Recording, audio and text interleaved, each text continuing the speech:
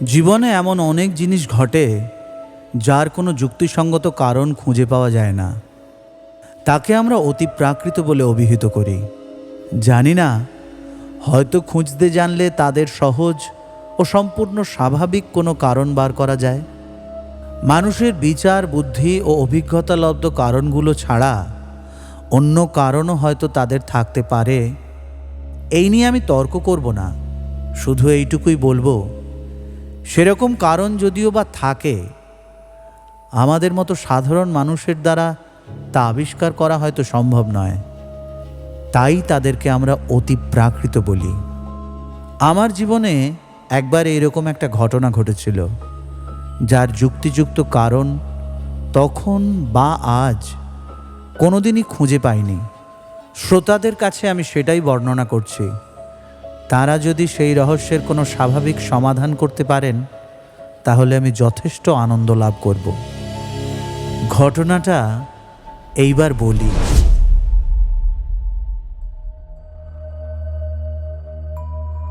মানভূমের এক অনুচ্চ পাহাড়ে জঙ্গল ঘেরা এক পোড়ো মন্দির।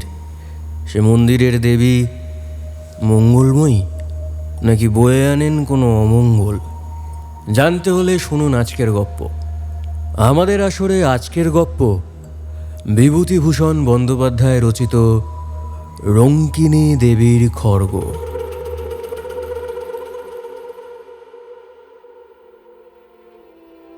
কয়েক বছর আগের কথা। মানভূম জেলার চেরো নামক গ্রামের মাইনর স্কুলে তখন আমি মাস্টারি করি। প্রসঙ্গক্রমে বলে রাখি যে চেরো গ্রামের প্রাকৃতিক দৃশ্য এমনতর যে সেখানে কিছুদিন বসবাস করলে বাংলাদেশের একঘেয়ে সমতল ভূমির কোনো পল্লী আর চোখে ভালো লাগে না। একটি অনুচ্চ পাহাড়ের ঢালু সানুদেশ জুড়ে লম্বালম্বিভাবে সারা গ্রামের বাড়িগুলি অবস্থিত। সর্বশেষ সারির বাড়িগুলির খিড়কি দরজা খুললেই দেখা যায় পাহাড়ের উপরকার শাল, মহুয়া, কুরচি এবং বিল্লবৃক্ষের পাতলা জঙ্গল। একটা সুবৃহৎ বটগাছ ও তার তলায় বাঁধানো বেদি, ছোট বড় শিলাখণ্ড ও ভেলা কাঁটার ঝোপ। আমি যখন প্রথম ওই গ্রামে গেলাম, তখন একদিন পাহাড়ের মাথায় বেড়াতে উঠে এক জায়গায় শালবনের মধ্যে একটা পাথরের ভাঙা মন্দির দেখতে পাই। সঙ্গে ছিল আমার দুটি উঁচু ক্লাসের ছাত্র, তারাই মানভূমেরই বাঙালি। একটা কথা, চেরো গ্রামে বেশিরভাগই আদিবাসী মাদ্রাজি। যদিও তারা বেশ বাংলা বলতে পারে, অনেকে বাংলা আচার ব্যবহারও অবলম্বন করে চলে। কিন্তু কি করে যে মানভূম জেলার মাঝখানে এতগুলো মাদ্রাজি আদিবাসী এসে বসবাস করছে, তার ইতিহাস আমি বলতে পারবো না। মন্দিরটি কালো পাথরের এবং একটু অদ্ভুত গড়নের, অনেকটা যেন চাঁচড়া রাজবাড়ির দশমহাবিদ্যার মন্দিরের মতন ধরনটা। এ অঞ্চলে এরূপ গঠনের মন্দির আমার চোখে আর পড়েনি। তাছাড়া মন্দিরটি সম্পূর্ণ পরিত্যক্ত ও বিগ্রহ শূন্য। দক্ষিণের দেওয়ালে পাথরের চাই কিছুটা অংশ ধসে পড়েছে। দরজা নেই, শুধু আছে পাথরের চৌকাঠ। মন্দিরের মধ্যে ও চারপাশে বনতুলসীর ঘন জঙ্গল। সান্ধ্য আকাশের পটভূমিতে সেই পাথরের বিগ্রহহীন ভাঙা মন্দির আমার মনে কেমন একটা অনুভূতির সঞ্চার করল যেন। আশ্চর্যের বিষয়, অনুভূতিটা ভয়ের। ভাঙা মন্দির দেখে মনে ভয় কেন হলো, এ কথা তারপর বাড়ি ফিরে আমি অবাক হয়ে ভেবেছি। তবুও আমি এগিয়ে যাচ্ছিলাম মন্দিরটা ভালো করে দেখার জন্য। একজন ছাত্র আমায় বাধা দিয়ে বলল, স্যার স্যার যাবেন না স্যার ওদিকে। কেন? জায়গাটা ভালো না, মানে সাপখোপের ভয় আছে সন্ধেবেলা। আর তাছাড়া লোকে বলে অনেক রকম ভয় ভীতি আছে, মানে অমঙ্গলের ভয়। কেউ স্যার ওদিকে যায় না। ওটা কি মন্দির? ওটা ওটা রঙ্কিনী দেবীর মন্দির স্যার। কিন্তু আমাদের গায়ের বুড়ো লোকরাও কোনোদিন ওখানে পুজো হতে দেখেনি, মূর্তিও নেই বহুকাল। ওই রকম জঙ্গল হয়ে পড়ে আছে প্রায় আমাদের বাপ ঠাকুরদার আমলেরও আগে থেকে। চলুন স্যার আমরা নামি। ছেলে দুটো যেন খুব বেশি তাড়াতাড়ি করতে লাগলো মন্দির থেকে নামার জন্য। স্যার চলুন স্যার আমরা নিচে নামি। হ্যাঁ চলুন স্যার, এখানে আর থাকতে হবে না। হ্যাঁ চলুন। রঙ্কিনী দেবী বা তার মন্দির সম্পর্কে দু একজন বৃদ্ধ লোককে এরপর আমি প্রশ্নও করেছিলাম, কিন্তু আশ্চর্যের বিষয় লক্ষ্য করেছি তারাও যেন এই কথাটা এড়িয়ে যেতে চায়। আমার মনে হয়েছে রঙ্কিনী দেবী সংক্রান্ত কথাবার্তা বলতেও তারা যেন ভয় পায়। আমিও আর সেই বিষয়ে কাউকে কিছু জিজ্ঞাসা করা ছেড়ে দিলাম। বছর খানেক কেটে গেল। স্কুলে ছেলে কম, কাজকর্ম খুব হালকা। অবসর সময়ে এ গ্রাম ও গ্রাম এইভাবে বেরিয়ে বেড়াতাম। এ অঞ্চলের প্রাচীন পট, পুঁথি, ঘট ইত্যাদি সংগ্রহ করতে লাগলাম। এ বাতিক আমার অনেক দিন ধরেই আছে। নতুন জায়গায় এসে এ বাতিকটা খানিকটা বেড়েই গেছে। চেরো গ্রাম থেকে মাইল 5-6 দূরে জয়চণ্ডী পাহাড়। সেখানে খাড়া উঁচু একটা অদ্ভুত গড়নের পাহাড়ের মাথায় জয়চণ্ডী ঠাকুরের মন্দির আছে।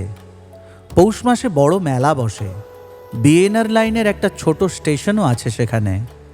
এই পাহাড়ের কাছে একটা ছোট্ট বস্তিতে কয়েক ঘর মানভূম প্রবাসী উড়িয়া ব্রাহ্মণের বাস। এদের মধ্যে চন্দ্রমোহন পাণ্ডা নামে একজন বৃদ্ধ ব্রাহ্মণের সঙ্গে আমার খুব আলাপ হয়ে গেল। তিনি তার বাঁকা বাঁকা মানভূমের বাংলায় আমার সঙ্গে অনেক রকম গল্প করতেন। পট, পুঁথি, ঘট এইসব সংগ্রহের অবকাশে আমি জয়চণ্ডীতলা গ্রামে চন্দ্রমোহন পাণ্ডার কাছে বসে তার মুখে এদেশের কথা শুনতাম। চন্দ্রপাণ্ডা আবার স্থানীয় ডাকঘরের পোস্টমাস্টারও। এদেশে প্রচলিত কত রকম আজগুবি ধরনের সাপের, ভূতের, ডাকাতের ও বাঘের, বিশেষ করে বাঘের, কারণ বাঘের উপদ্রব এখানে খুব বেশি, এ ধরনের কত গল্প যে ওই বৃদ্ধ চন্দ্রপাণ্ডার মুখে শুনেছি। এবং এইসব গল্প শোনবার লোভে কত আষাঢ়ের ঘন বর্ষার দিনে বৃদ্ধ পোস্টমাস্টারের বাড়িতে গিয়ে যে হানা দিয়েছি তার হিসেব আমি দিতে পারবো না। মানভূমের এইসব অরণ্য সভ্য জগতের কেন্দ্র থেকে দূরে। এখানকার জীবনযাত্রাও কিছুটা অন্য ধরনের। যতই অদ্ভুত ধরনের গল্প হোক, জয়চণ্ডী পাহাড়ের ছায়ায় শালবন বেষ্টিত ছোট্ট গ্রামে বসে বৃদ্ধ চন্দ্রপাণ্ডার বাঁকা বাঁকা মানভূমি বাংলায় সেগুলি শোনবার সময় মনে হতো এদেশে এমন ঘটবে, এতে আর বিচিত্র কি? এ তো আর কলকাতার বালিগঞ্জের কথা নয়। তা কথায় কথায় চন্দ্রপাণ্ডা একদিন বললেন, চেরো পাহাড়ে রঙ্কিনী দেবীর মন্দির দেখেছেন? আমি একটু আশ্চর্য হয়ে বৃদ্ধের মুখের দিকে চাইলাম। রঙ্কিনী দেবী সম্বন্ধে এ পর্যন্ত আমি আর কোনো কথা কারও মুখে শুনিনি। সেদিন সন্ধ্যায় আমার ছাত্রটির কাছে যা শুনেছিলাম তা ছাড়া।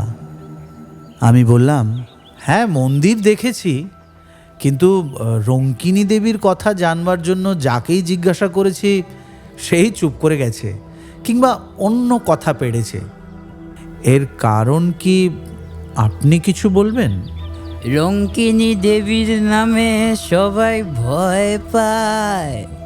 কেন বলুন তো? মানভূম জেলায় আগে অসভ্য বুনো জাত বাস করত, তাদেরই দেবতা উনি। ইদানিং হিন্দুরা এসে যখন বাস করলে উনি হিন্দুদের ঠাকুর হয়ে গেলেন। তখন তাদের মধ্যে কেউ মন্দির করে দিলে। কিন্তু রঙ্কিনী দেবী হিন্দু দেবদেবীর মতো নয়, অসভ্য বন্য জাতির ঠাকুর। আগে ওই মন্দিরে নরবলি হতো, 60 বছর আগেও রঙ্কিনী মন্দিরে নরবলি হয়েছে। অনেকে বিশ্বাস করে রঙ্কিনী দেবী অসন্তুষ্ট হলে রক্ষা নাই, অপমৃত্যু আর অমঙ্গল আসবে তাহলে। এরকম অনেকবার হয়েছে নাকি? একটা প্রবাদ আছে অঞ্চলে, দেশে মরক হবার আগে রঙ্কিনী দেবীর হাতের খাড়া রক্ত মাখা দেখা যেত। আমি যখন প্রথম এদেশে আসি, সে আজ 40 বছর আগের কথা, তখন প্রাচীন লোকদের মুখে এ কথা শুনেছিলাম। রঙ্কিনী দেবীর বিগ্রহ দেখেছিলেন মন্দিরে? না, আমি এসে পর্যন্ত ওই ভাঙা মন্দিরই দেখছি। এখান থেকে কারা বিগ্রহটি নিয়ে যায় অন্য কোনো দেশে। রঙ্কিনী দেবীর এসব কথা আমি শুনতাম ওই মন্দিরের সেবায়িত বংশের এক বৃদ্ধের মুখে। তার বাড়ি ছিল এই চেরো গ্রামেই।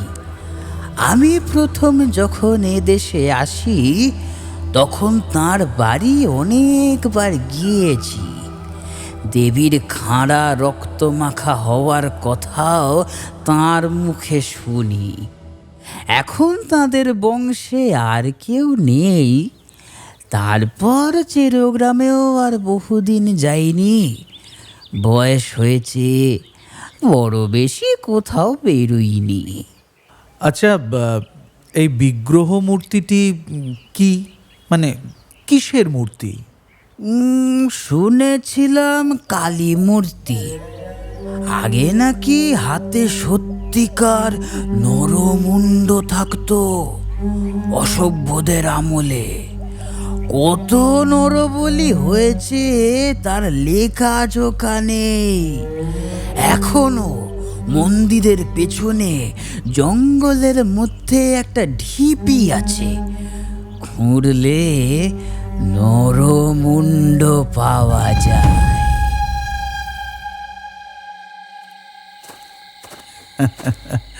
সাধে এদেশের লোক ভয় পায়। গল্প শুনে সন্ধ্যের পর জয়চণ্ডীতলা থেকে ফেরার পথে আমারই গা ছমছম করতে লাগলো।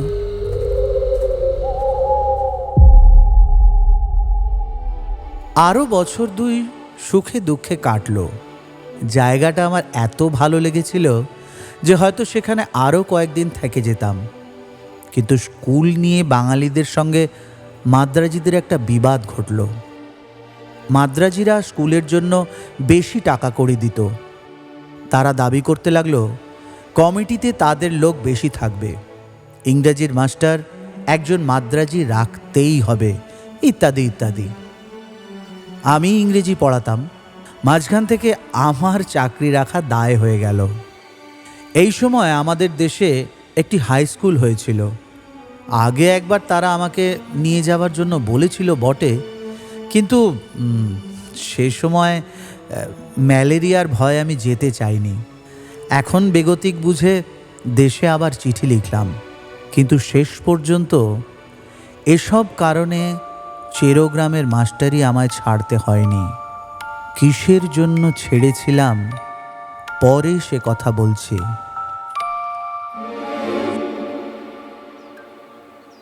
এই সময় একদিন চন্দ্রপাণ্ডা চেরোগ্রামে কি একটা কাজের জন্য আসলেন। আমি তাকে অনুরোধ করলাম আমার বাড়িতে এসে একটু চা খেয়ে যেতে। তার গরুর গাড়ি সমেত তাকে এক প্রকার গ্রেপ্তার করে আমার বাসা বাড়িতে আনলাম।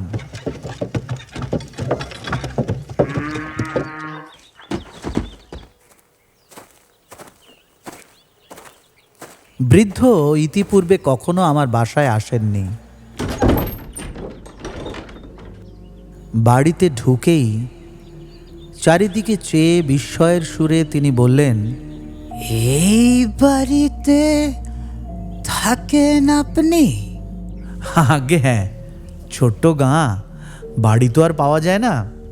আগে ওই স্কুলেরই একটা ঘরে থাকতাম। বছরখানেক হলো স্কুলের সেক্রেটারি রঘুনাথবাবু এটা ঠিক করে দিয়েছেন আমায়। পুরনো আমলের পাথরের গাঁথনির বাড়ি, বেশ বড় বড় 3টি কামরা, একদিকে একটা সরু যাতায়াতের বারান্দা, জবরদস্ত গড়ন, যেন খিলজিদের আমলে দুর্গ কি জেলখানা। হাজার ভূমিকম্পেও এ বাড়ির একটি চুনবালিও খসাতে পারবে না। বৃদ্ধ বসে আবার বাড়িটার চারদিকে চেয়ে দেখতে লাগলো। আমি ভাবলাম বাড়িটার গড়ন বোধহয় তার ভালো লেগেছে, তাই বললাম, সেকালের গড়ন, খুব টনকো, কি বলেন, আগাগোড়া পাথরের। না, সেই জন্য নয়। আমি এই বাড়িতে প্রায় 30 বছর আগে যথেষ্ট যাতায়াত করতাম। এই বাড়ি হলো রঙ্কিনী দেবীর সেবায়িত বংশের। ওদের বংশে এখন আর কেউ নেই। আপনি যে এ বাড়িতে আছেন তা তো জানতাম না। তা বেশ বেশ, অনেক দিন পরে বাড়িটাতে ঢুকলাম কিনা আমার বড় অদ্ভুত লাগছে। তখন বয়স ছিল 30, আর এখন হলো প্রায় 60। তারপর অন্যান্য কথা এসে পড়ল। চা পান করে বৃদ্ধ গরুর গাড়িতে গিয়ে উঠলেন।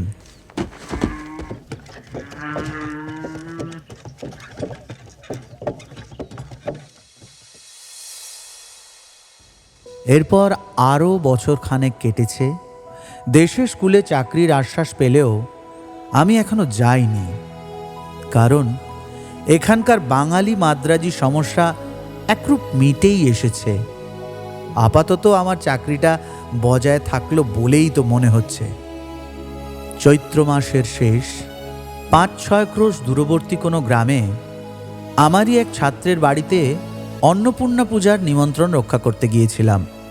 মাঝখানে রবিবার পড়াতে শনিবার গরুর গাড়ি করে রওনা হই এবং রবিবার ও সোমবার থেকে মঙ্গলবার দুপুরের দিকে বাসায় এসে পৌঁছালাম। বলা আবশ্যক, বাসায় আমি একাই থাকি। স্কুলের চাকর রাখহরি আমার রান্না করে দেয়। এ কয়েকদিন স্কুলের ছুটি ছিল, তাই রাখহরিকেও আমি সঙ্গে করেই নিয়ে গিয়েছিলাম। বাইরের দরজা তালা খুলেই রাখহরি বলে উঠল, বাবু, বাবু, এ কিসের রক্ত দেখুন। আমিও প্রায় চমকে উঠলাম। তাই তো বটে, বাইরের দরজার চৌকাঠের ঠিক ভিতর দিক থেকে রক্তের ধারা উঠোন বেয়ে যেন চলে যাচ্ছে। একটানা ধারা নয়, ফোঁটা ফোঁটা রক্তের একটা অবিচ্ছিন্ন সারি, একেবারে টাটকা রক্ত। এই মাত্র, যেন এই মাত্র সদ্য কার মুন্ডু কেটে এখান থেকে নিয়ে যাওয়া হয়েছে। আমি তো অবাক। এ কিসের রক্তের ধারা? কোথা থেকেই বা আসলো? আজ 2 দিন তো বাড়ি বন্ধ ছিল। বাড়ির ভেতরের উঠোনে রক্তের দাগ কোথা থেকে আসতে পারে? তার উপর সদ্য তাজা রক্ত। অবশ্য কুকুর, বিড়াল বা ইঁদুরের কথাও মনে হলো। মানে এক্ষেত্রে তাই মনে হওয়া স্বাভাবিক।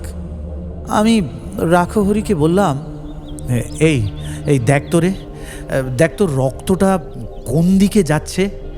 এটা মনে হচ্ছে সেই বড় হুলো বেড়ালটার কাজ, বুঝলি? দেখ দেখ, ভালো করে দেখ। রক্তের ধারাটা গিয়েছে দেখা গেল সিঁড়ির নিচের চোর কুঠুরির দিকে। সেটা একটা ছোট্ট ঘর, ভীষণ অন্ধকার এবং যত রাজ্যের ভাঙা চোরা পুরনো মালে ভর্তি বলে আমি কোনোদিন চোরকুঠুরিটা খুলিনি। চোরকুঠুরির দরজা পার হয়ে বন্ধ ঘরের মধ্যে রক্তের ধারাটার গতি দেখে আমি ব্যাপার কিছুই বুঝতে পারলাম না। কত কাল ধরে ঘরটা বাইরে থেকে তালাবন্ধ। যদি কুকুর বিড়ালেরই ব্যাপার হয় তাহলে বিড়াল ঢুকতে গেলেও তো একটা ফাঁক থাকা দরকার। অতঃপর চোরকুঠুরির তালা লোহার শিকের চার দিয়ে ভাঙা হলো। আলো জ্বালিয়ে ভালো করে দেখা গেল ঘরটায় পুরনো ভাঙা তোবড়ানো টিনের বাক্স, পুরনো ছেঁড়া গদি, খাটের পায়া, মরিচা ধরা সড়কি, ভাঙা টিন, শাবল প্রভৃতিতে একেবারে ঠাসা। ঘরের মেঝেতে সোজা রক্তের দাগ একটা কোণের দিকে গিয়েছে। রাখহরি ভালো করে খুঁজতে খুঁজতে হঠাৎ চিৎকার করে বলে উঠল, এ কি বাবু, এতে এতে কি করে এমন ধারা রক্ত লাগলো?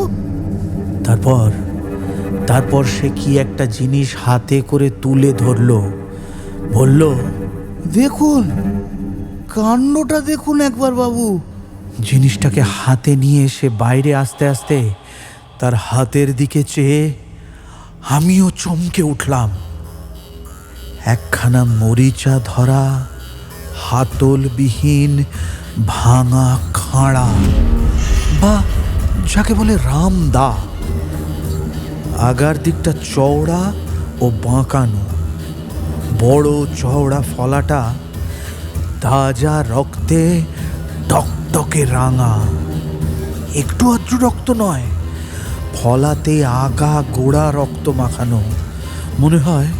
মনে হয় যেন খানাখানা থেকে এক্ষুনি টপ টপ করে রক্ত ঝরে পড়বে। সেই মুহূর্তে একসঙ্গে আমার অনেক কথা মনে হলো। 2 বছর আগে চন্দ্রপাণ্ডার মুখে শোনা সেই গল্প। রঙ্কিনী দেবীর সেবায়িত বংশের ভদ্রাসন বাড়ি এইটাই। পুরনো জিনিসের গুদাম এই চোরকুঠুরিতে রঙ্কিনী দেবীর হাতের খাঁড়াখানা হয়তো তারাই রেখেছিল। মড়কের আগে বিগ্রহের খাঁড়া রক্তমাখা হয়ে যাওয়ার প্রবাদ আছে। আমার মাথা ঘুরে উঠল। মড়ক যে কোথায় তা হয়তো আমি ভাবতে পারতাম যদি আগে থেকে সন্দেহ করতে পারতাম, কিন্তু তা তো পাইনি, সে সুযোগ আর পেলাম না। পরদিন সন্ধ্যার সময় চেরো গ্রামে প্রথম কলেরা রোগীর খবর পাওয়া গেল। 3 দিনের মধ্যে রোগ ছড়িয়ে মড়ক দেখা দিল সমগ্র চেরো গ্রামে। প্রথমে চেরো, তারপর পাশের গ্রাম কাজরা, ক্রমে ক্রমে জয়চণ্ডীতলা পর্যন্ত মড়ক বিস্তৃত হলো। লোক মরে খাক হয়ে যেতে লাগলো। চেরো গ্রামের মাদ্রাজি বংশ প্রায় সাবাড় হয়ে যাবার জোগাড় হলো। মড়কের জন্য আমার স্কুল বন্ধ হয়ে গেল। আমিও দেশে পালিয়ে এলাম। তারপর আর কখনো চেরোতে ফেরত যাইনি।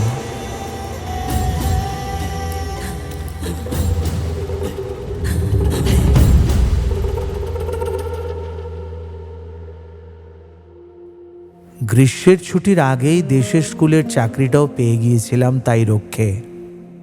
সেই থেকে রঙ্কিনী দেবীকে আমি মনে মনে ভক্তিই করি। তিনি অমঙ্গলের পূর্বাভাস দিয়ে সকলকে সতর্ক করে দেন মাত্র, কিন্তু মানুষ, মূর্খ জনসাধারণ তাকে অমঙ্গলের কারণ ভেবে ভুল বোঝেন। তিনি অমঙ্গলের দেবী নন, স্বয়ং মঙ্গলময়ী রঙ্কিনী দেবী।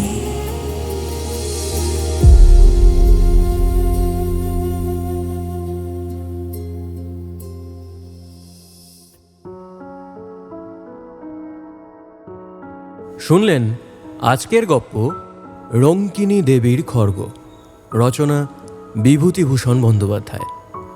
গল্পের কথক ডক্টর মনসিত জানা, ছাত্র শুভম মুখার্জি, চন্দ্রপাণ্ডা স্পন্দন ব্যানার্জি, রাখহরি সুনয়ন মুখার্জি, পোস্টার ডিজাইন শুভজিৎ জানা, সোশ্যাল মিডিয়া পাবলিসিটি এবং স্ক্রিপ্টিং সৃজন সাহা। সমগ্র অডিও ডিপার্টমেন্ট সাজিয়েছেন দেবজিৎ জানা। গল্পটির সামগ্রিক পরিকল্পনা, তত্ত্বাবধান এবং পরিচালনায় ডক্টর মনসিত জানা। আমাদের আসর আবার জমবে ঠিক আগামী শুক্রবার রাত 9:30। শুনতে ভুলবেন না কিন্তু।